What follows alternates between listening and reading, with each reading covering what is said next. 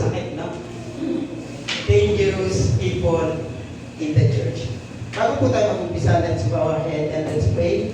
Panginoon, salamat po sa iyong walang humpay na pag-ibig sa biyaya po na ipinagkaloob mo sa amin. Tulungan mo po ang bawat isa na pumasok ang iyong salita sa aming mga tenga, tumagos ito sa aming mga puso, at may sa pamuhay namin ito, Panginoon. Maraming salamat po, Panginoon, sa nagbasa ng aming salita, ay ng salita mo na pagpupulay-pulayan namin ngayong umaga. Salamat din po, Panginoon, sa aming pag-aawitan. Nawa po, Panginoon, naging kalugod-lugod dito, Panginoon, dahil alam namin ng tema ng aming mga awitan ay para sa iyo, Panginoon. Maraming salamat po. Ganun din, dalangin namin, Panginoon, na gamitin mo ang iyong kapanikod bilang isang daluyan ng pagpapala sa oras na ito. Salamat po ito po. Ang dalangin sa pangalan ng Jesus. Amen. Ang mga pumapasok ba sa simbahan ay mga reliyosong tao lamang? Lagyan natin yan ng question mark. Ang pumapasok ba sa simbahan ay mga reliyosong tao lamang o makasalanan? Pag pumasok po sa ating isip, yung word na dangerous, ano ang ating magiging pakiramdam? Pag narinig po natin yung word na dangerous, di ba nakakatakot? Ibig sabihin, magkakaroon tayo ng takot sa ating puso. Ngayong tanong, meron bang mapanganib na tao sa simbahan? Kung kayo po ang tatanungin, tanungin niyo po, o kaya tanungin niyo po yung katabi niyo. Meron bang mapanganib na tao sa simbahan?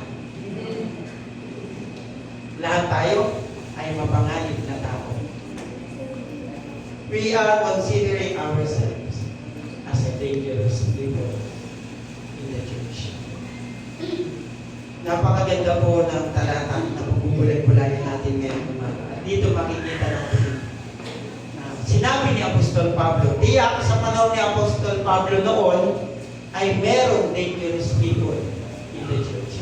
Actually, sinulat niya to sa para kay Tito.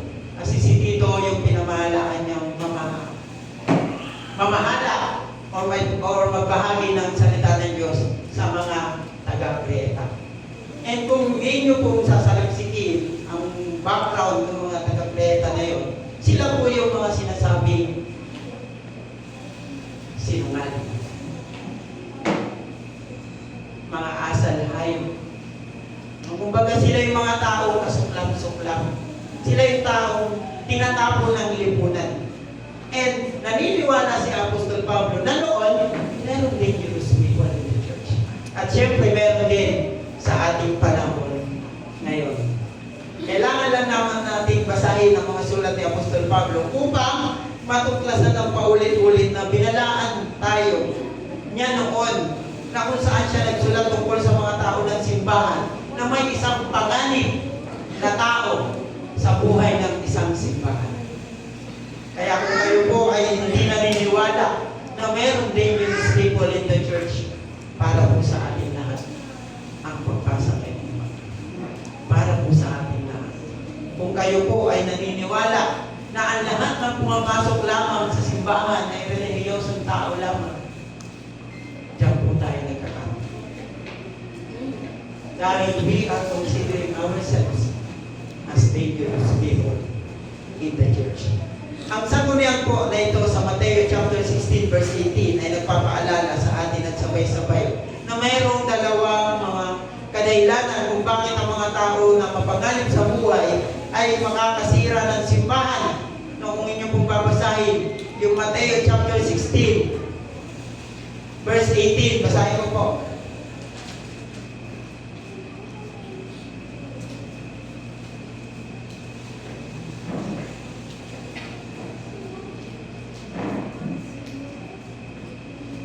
Sabi diyan, at sinasabi ko sa iyo, ikaw ang nasa langit. At sinasabi ko sa iyo, ikaw ay Pedro, at sa ibabaw ng batong ito ay tatayo ko ang iglesia, at ang kapangyarihan ng kamatayan ay hindi magtatagumpay laban sa kanya. Yan ay malungkot na katotohanan. Ang unang dahilan ay dahil sa diablo minsan. Ang diablo mismo ang nagiging dahilan kung bakit nangyayari yung kamatayan na yun. Ang ang isa sa pangunahing layunin ni Satanas ay upang sirain ang imahe o ang itsura ng simbahan. Sabi po, ng ibang mga hindi nagsisimba, hindi naman daw nila kailangan magsimba. Kasi minsan daw nasa simbahan yung mga mapanganib na tao. Tama po ba?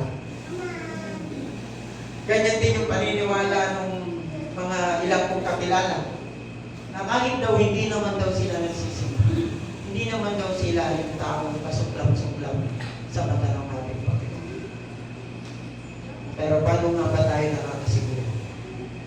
Paano ba tayo nakakasiguro na tayo ay hindi kasuklam-suklam sa mata ng ating Panginoon?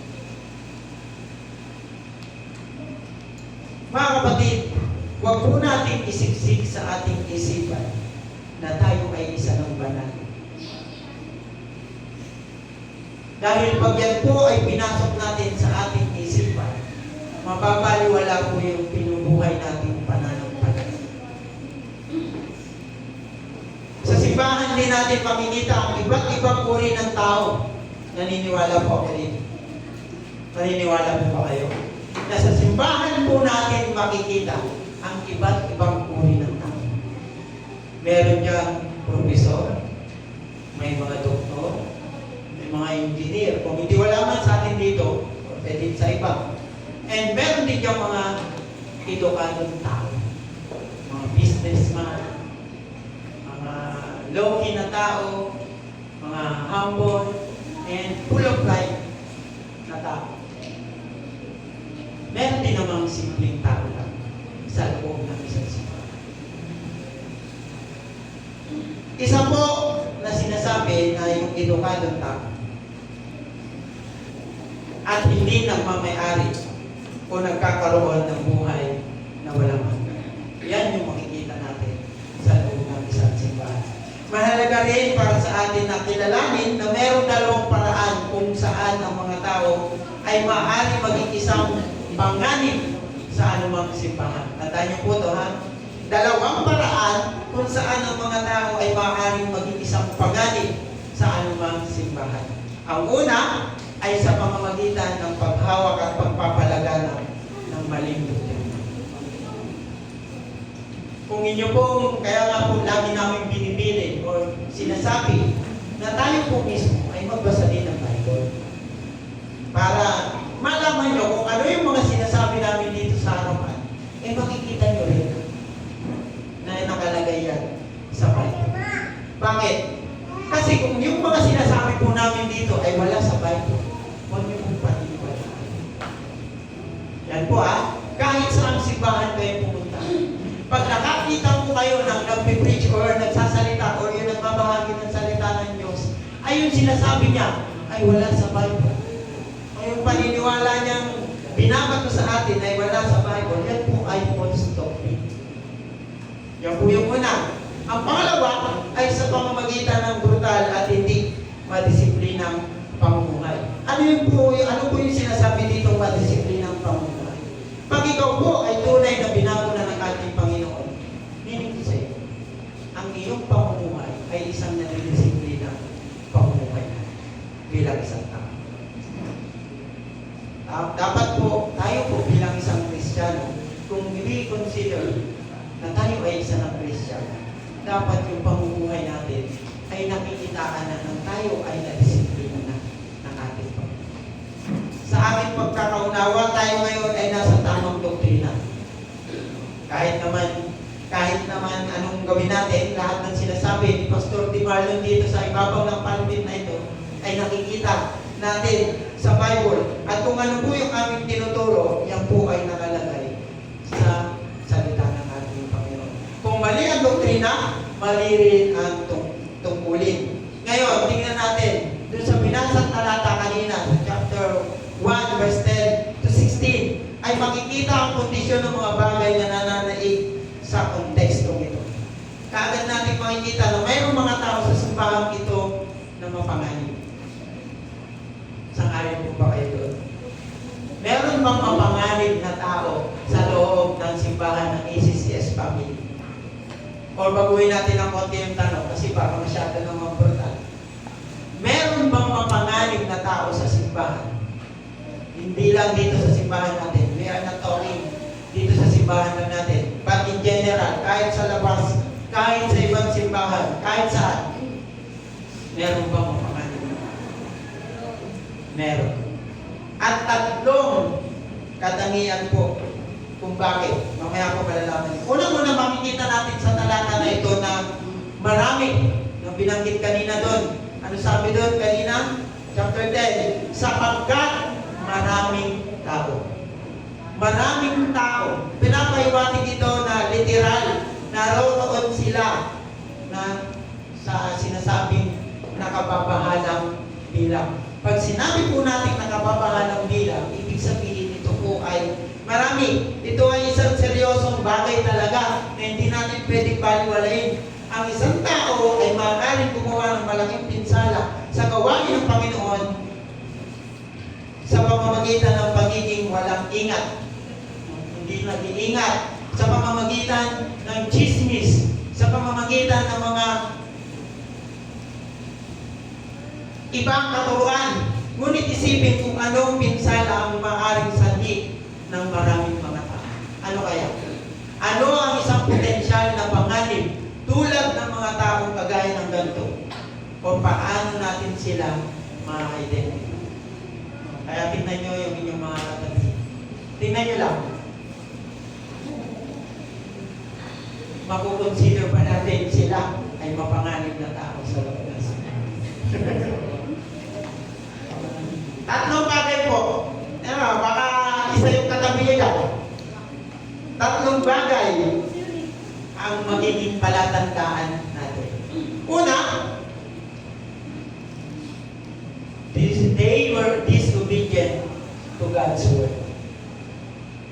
Kanina po sa devotion namin, napakaganda ng aming devotion. Salamat po sa nagdating ng aming devotion. Palakpakan naman natin si Teacher Ellen. Salamat sa devotion niya. Ang isa sa pinakamahalagang utos ng ating Panginoon yung pinag-usapan namin kanina. And they called love. Sabi nga ng kanta, too much love will kill you. Pero kay Lord, too much love is enough. Kailangan na kailangan natin ng pagmamahal sa ating Panginoon. And sa unang palatandaan natin kung sino yung taong mapanganib sa simbahan, and they were disobedient to God's word. Sila ay hindi masunurin sa salita ng ating Panginoon. Sinasabi sa atin ng talata sa verse 10 na sila ay mapapimagsik na nangangahulugan tumanggi sila magsumite sa otoridad. Ano ba yung otoridad ng ano? Otoridad sa salita ng ating Panginoon or sa Scripture. At sila ay hindi nasusuklian at walang pinamamahalaan. Dito makikita na hinahawakan ang mismong puso ng bagay na ito o ng talatang ito. Kung may problema sa isang pagpupulong o sa isang simbahan o sa gawain ng Kristiyano, hindi dahil ito na ang pangunahing tao. Tandaan niyo po kung mayroong problema sa isang simbahan, hindi ito dahil sa isang pangunahing tao. Dahil ito sa isang pag-aaway ng mga personalidad o ng mga tao. Kahit na sabihin natin na maaaring tama ito, nagkakaroon ng pagkakakanya-kanya dahil tayo mismo ay hindi tayo nagsusumiti na igalang ang salita ng ating Panginoon. Malaking bagay po na meron tayong pagsumiti o pagsabit sa salita ng Diyos. Minsan ito yung nakikita natin pangunahing dahilan. Dahil ayaw paniwalaan ng tao ang salita ng Diyos, kahit alam natin na legit itong nababasa natin. Alam natin na ang salita ng Diyos ay tinasihan ng Diyos. Amen po ba? So meaning, legit po siya. Pero ayaw natin magsabit sa salita ng ating Panginoon. Tumutukoy din dito na ang mga mapanganib na taong ito ay tulad ng hindi katapatan ng mga sundalo na tumanggi na sundin ang kanilang superior officer. At sa talata na ito, ano ba yung sinasabi doon? Pag ikaw ay isang empleyado, kung murati lang, ikaw ay isang empleyado at meron kang amo at hindi mo siya susundin. Ano kaya sa palagay mo ang mangyayari?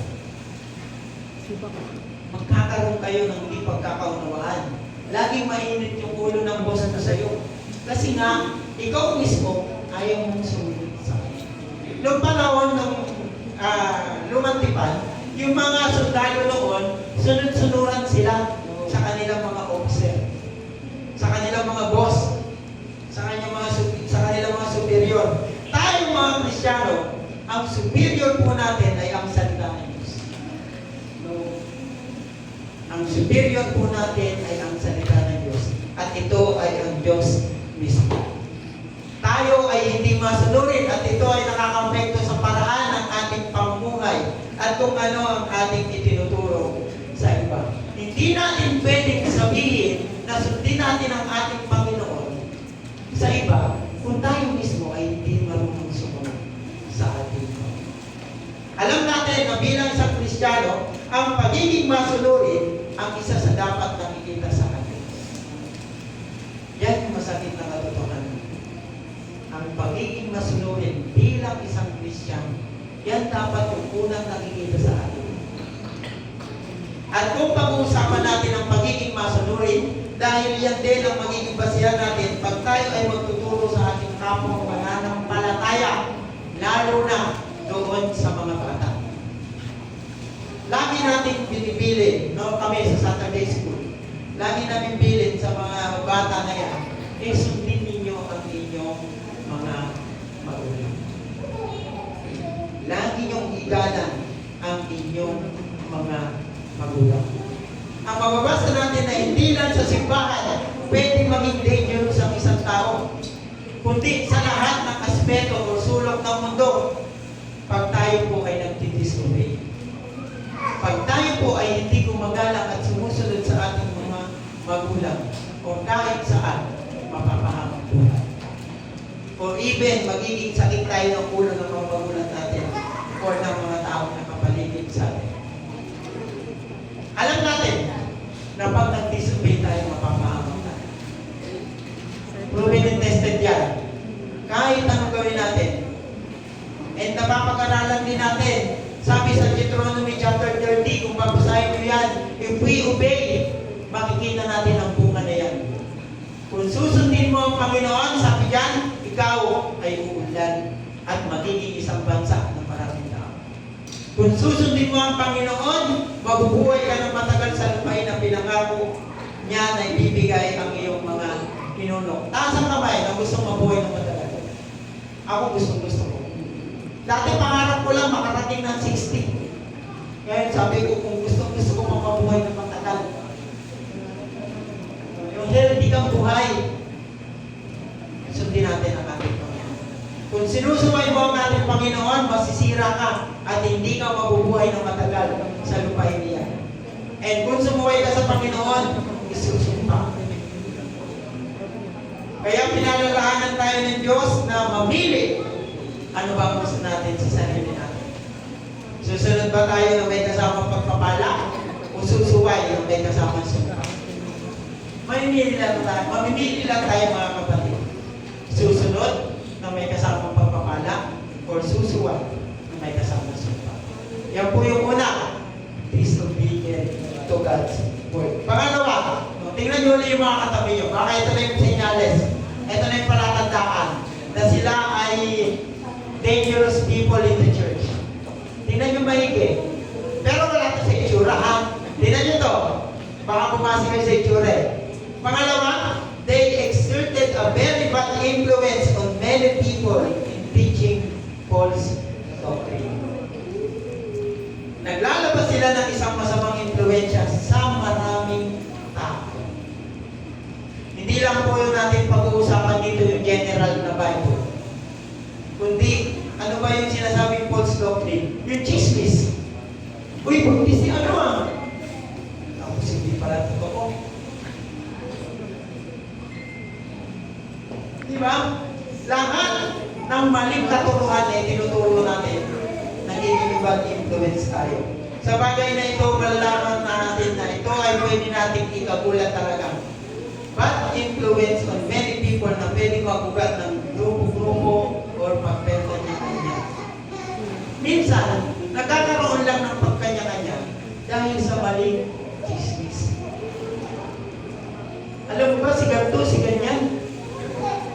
May mga ganong pananalita. Tandaan po natin na ang bawat isa sa atin ay pwede maging bad influence sa kapwa. Lahat tayo, kahit naman ako, kinukonsider natin ang bawat isa sa atin na lahat tayo pwedeng maging bad influence. And syempre, pwede rin naman tayo maging good. At yan ang gusto ng ating Panginoon. Maging good influence tayo sa ating kapwa. Marami tayong makakapag-influensya sa maraming iba pa. Kahit na buong sambahayan ng mga tao. Kahit buong ACCS family, kaya mong ma-influensyahan. And sinasabi sa atin ng verse 11 na ang kanilang motibo ay hindi tapat na pakinabang. Kapag may sino mang kumikilos ng maayos sa simbahan o sa anumang bahagi ng gawa ng Diyos, ang mensahe ng sulat na ito ay ang mahusay na pagtuturo ay umahantong sa kabanalan. Tulad ng mga natatanggap at minahal ang tunay na doktrina ng isang apostol. Ang lahat ng uri ng mga tao ay matututo na mabuhay sa mga paraan ng kalugod-lugod sa Diyos. Mula sa mga kasalukuyan, nakakasama sa maling pagtuturo sa mga nakakatanda at tagapangasiwa ng simbahan. Maling katuruan ang kanilang tinuturo dahil sa kanilang maling motibo. Napapansin niyo po ba mga kapatid na yung taong naging bad influence sa atin, ang pinaka-motibo niyan ay mali. Bakit kaya? Hindi niya ipagkakalat yung chismis na yon kung ang kanyang intensyon, kung ang kanyang motibo ay maganda. So meaning, kaya niya pinagkakalat yun dahil yun ay ang motibo niya ay hindi maganda. Mga kapatid, tandaan po natin na alam ng Diyos ang motibo ng bawat isa sa atin. Kahit hindi natin sabihin sa Kanya, nakikita ng Diyos ang ating mga puso. Pag tumingin lang tayo sa ating kapwa, at meron na tayo naisip na hindi maganda, alam ng Diyos yan. Sa bawat pag-iisip natin ang hindi maganda sa ating kapwa, diyan nakikita na mali ang ating motibo. So meaning, pag nagkaroon na tayo ng maling motibo sa ating puso, yun yung ikakalat natin chismis. Kawikaan chapter 13 verse 20, ang nakikisama sa mga may unawa ay magiging matalino, ngunit ang kasama ng mangmang ay masusuko sa ulo. Ano kung ibig ko sabihin dito? Church, piliin po natin yung pakikisamahan natin. Kung nakikita natin bad influence na yan sa atin, disregard muna natin ng konti. Tapik-tapikin muna natin ng konti. Layo-layo tayo ng konti. Para hindi tayo mapasama. Ang nakikisama sa may unawa ay magiging matalino. Pero kung gusto nyo mapahamak, diyan kayo. Pero huwag naman sana. Kasi ang gusto ng ating Panginoon ay sama-sama tayo pumunta sa kanyang kaharian. Kaya mamili po tayo. Sino ba yung pakikisamahan natin? Yung mapapaganda tayo o mapapahamak? Yan din po ang isa sa pili ng aking mga magulang kung ako ay bata. Na dapat daw pipiliin natin ang kakaibiganin natin. Pakikibagayan natin. Dapat yung maayos at maganda ang influensya. Mga kapatid, sa pagiging bad influence, makikita natin kung anong kanyang tunay. 1 Corinthians chapter 15 verse 33, huwag kayong panuloko. Ang masasamang kasama ay nakakasira ng mabuting pagkatao. Yan sa Bible yan mismo nang galing, hindi po sa akin. Huwag kayong panuloko. Ang masasamang kasama ay nakakasira ng mabuting pagkatao. Ngayon, tanungin natin yung mga katabi natin. Tanungin nyo, bad influence ba ako sa'yo?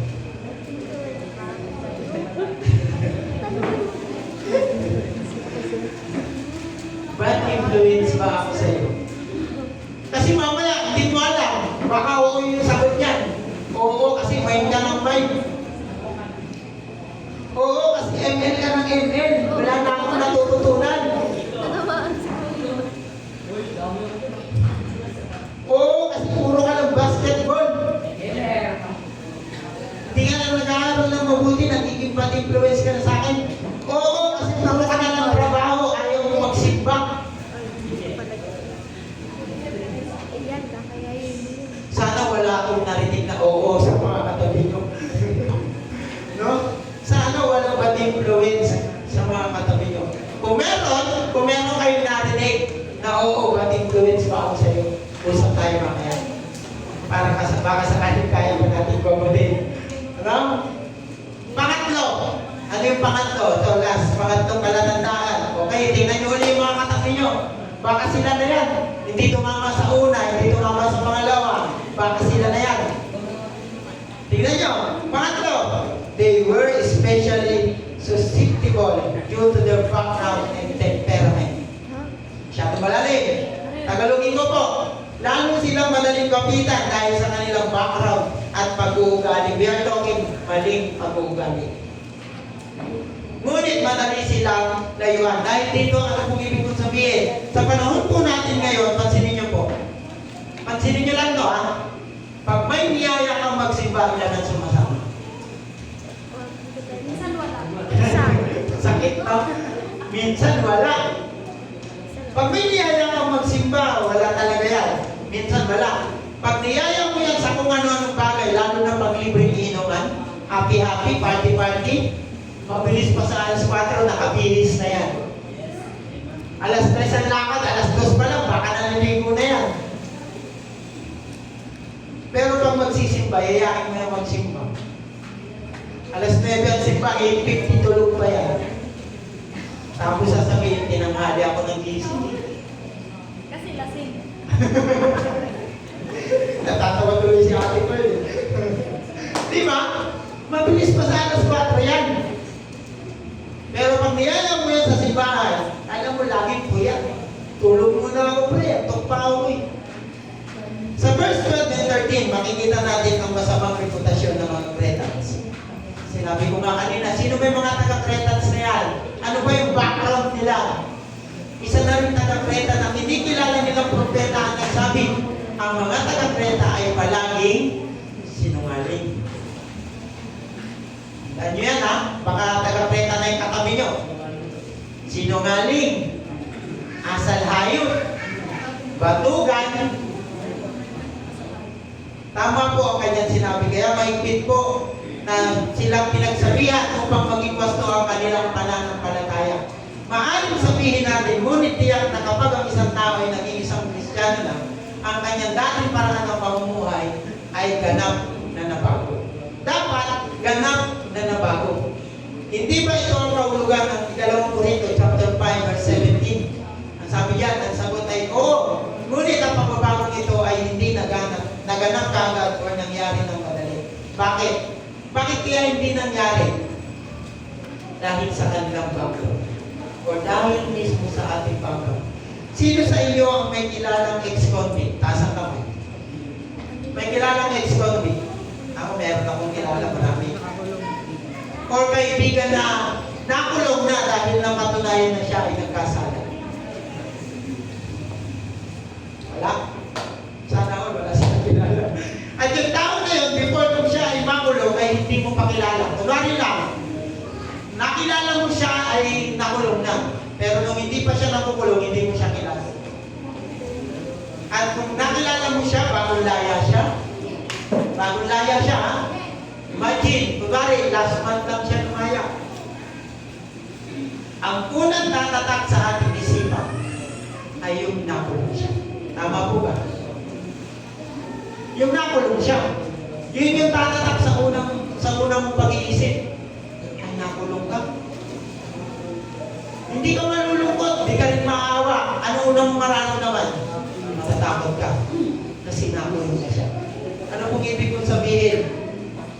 Ang background, ang muna natin tinitingnan. Sa trabaho po, mayroon niyang background check. Background check. Bago pa yan tanggapin sa isang kumpanya. Sa amin po noon, sa isang security agency, uso po ang background check. Alamin yan kung ilan ang asawa mo, ilan ang anak mo. Magpapadala pa yan ng mga agent na susubaybayan. No? kung maayos ka bang magtrabaho doon, kung pasaway ka ba sa dati mong agency, and kung pasaway ka sa dati mong agency, o pasaway ka sa buhay, lasengko ka, surol ka, mahihirapan kang tanggapin doon sa bagong agency kinakabaya. Noon po, ganun kahirap sa amin. Ewan ko na lang ngayon sa security group ng agency. Tayo po bilang isang tao, mahalaga po na siyasatin natin ang background ng isang tao. Lagi tayong nasa pangalim na lubos na ma-impluensyahan ng ating background, nakasanayan at pag-uugali. Ang ilang mga tao ay natural na tamad. Ang ilang mga karera ay hindi maasahan. Ang ilan ay nagmamadali at ang ilan ay paatras. Ito ang nasa isip na Apostol Pablo nang sinulat niya ang talata na ito. Ang background at ang pag-uugali ay naglalaro ng isang napakahusay na bahagi sa buhay ng mga tao at sa gayon sa buhay ng isang simbahan. Paano mga kapito ang hindi magandang background sa buhay ng isang tao ng isang simbahan? Kaya tanungin nyo yung inyong mga sarili. Paano ba makaka-apekto yung isang tao sa isang simbahan? Yung background ng isang tao. Pag mahirap o pangit ang background mo, mahihirapan kang mag-isama sa ibang tao. Kaya anong ibig ko sabihin? Dapat panatilihin natin maganda ang ating background sa iba. Tandaan po natin mga kapatid na ang buhay natin ay isang living testimony to others. Naniniwala po ba kayo? Na tayo mismo, kahit hindi tayo magbahagi ng salita ng Diyos sa ating kapwa, kung nakikita niya yung tunay mong pagbabago, mabilis kang makakapagpagayat ng tao na magsimba or manampalataya kay Jesus. Kapag tayo po mismo ay sira ang ating living testimony, paano pa tayo mag-disciple ng ating kapwa? Paano natin sasabihin na ay may payo tayo sa ating kapwa? Ayusin mo yung pamilya mo, bro. Mahalin mo yung asawa mo. Kung ikaw mismo hindi maayos yung pamilya, at kung ikaw mismo ay hindi mo malang yung asawa, paano mo yun ituturo sa iyong kapwa? Paano kung ang background natin ay hindi maganda? Magre-resulta ba ito ng maganda? Pwede mo, pero matagal yan. May proseso. Ang sinasabi ni Apostol Pablo sa mga taga-Corinto, sa tunay na pagbabago, huwag tayong mapagod sa haba ng proseso. Hindi natin pwedeng husgahan yung ex-convict na sinasabi ko kanina dahil lang sa background niya. May point yun. Merong anggulo na titingnan natin doon. But the point here is, kung kaya natin pagandahin ang background at ang pag-uugali natin ngayon, bakit hindi pa natin gawin ngayon? Para yung mga susunod na henerasyon na i-disciple mo ay hindi na mahihirapang maniwala sa iyo. Ano kung ibig kong sabihin? Kung kaya mong baguhin na yung background mo ngayon, panatilihin mo ng maayos yung pag-uugali mo ngayon, para sa darating na panahon kung ikaw ay mag-disciple, hindi na nila makikita yung masama mong background. Church, kung ang dangerous people ay kinakatakutan sa panahon natin kayo, gusto ba natin mapabilang doon? Ano yung una? Sino? Disobedient to God's law. As yung isa, nagpapakalat ng false doctrine. At ito, madaling makapag-influensya. Mga kapatid, kung gusto natin maging bad influence o maging dangerous people sa loob ng ating simbahan, mahihirapan tayong mamuhay sa labas ng simbahan. Amen? Kung dito mismo sa loob ng simbahan, iyang nakikita ay dangerous people ka, paano pa kaya sa labas? Merong nagsabi, sabi ng isang magulang sa kanyang anak, church boy ka pa naman, tapos ganyan ang ugali.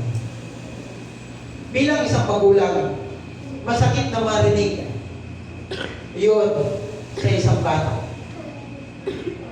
Na yung isang magulang, sinabihan niya yung anak niyang gano'n. Church boy ka ba naman? Tapos ganyan yung pag-ugal. Mga kapatid, lagi natin isipin na ang mga pumapasok sa loob ng isang simbahan ay hindi lang mga relihiyosong kakulang. Sila yung mga taong kailangan ng pag-unawa, pagmamahal, pag-aaraga. Bakit? Sila yung tinuturing natin dangerous people in the church. Kahit ako, kino-consider ko yung sarili ng dangerous people in the church. Pwede maging dangerous people in the church. Kaya sikapin po natin mga kapatid na iwasan na tayo ay mapabilang sa mga tao. Dapat kung ano yung imahe natin maganda, yun yung makikita sa labas ng simbahan. In application and conclusion, they were to be revoked and stopped from doing further harm. Tayo mismo ay babawiin at pinapahinto sa paggawa ng karagdagang pinsala sa mundo. Kung tayo ay dangerous people in the church, magiging dangerous people tayo sa loob ng mundo. Galatia chapter 6 verse 1, mga kapatid, kung may isa sa inyo na mahulog sa pagkakasala, kayong pinapatnubayan ng Espiritu ang magtuwid sa Kanya. Subalit, gawin ninyo iyon ng mahinahon. At mag-ingat kayo, baka kayo naman ang matukso. Mayroon tatlong mga kuta ng ating pagkatao na kailangang maingat nating bantayan. Una, dapat tayo magkaroon ng isang purong puso. Sa verse 15, ang mga salitang dalisay at nasira, kailangan nating patuloy na ipanalangin ang panalangin ng awit 51:10. Ano ba sabi sa awit 51:10? Ate Pearl, paki-flash ka sa ating screen. Awit 51:10.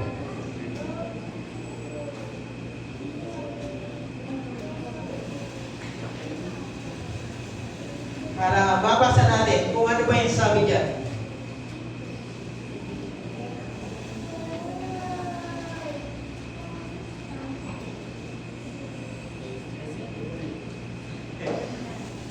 Sige lang. Ganda yung manamdam natin. Na-pressure tuloy sa Ate Pearl. Sorry Ate Pearl. Hindi niya siguro inakasama. Pagtatawagin ko siya. Sige. Awit 51:10. Ang sabi dyan, isang pusong tapat sa aking bighayin. Bigyan mo, O Diyos, ng bagong damdamin. Anong ibig niyan sabihin? Dapat meron tayong isang purong puso. Yan o. Ligahin mo ako ng isang malinis na puso, O Diyos, at magbago ka ng isang matuwid na espiritu sa loob ko. No? Ang version niyan is ang Biblia. No, sa verse na ginamit ko, galing to sa mabuting balita. Isang pusong tapat sa akin likagin. Bigyan mo, O Diyos, ng bagong damdamin. Kaya lagi natin sinasabi, God, your heart.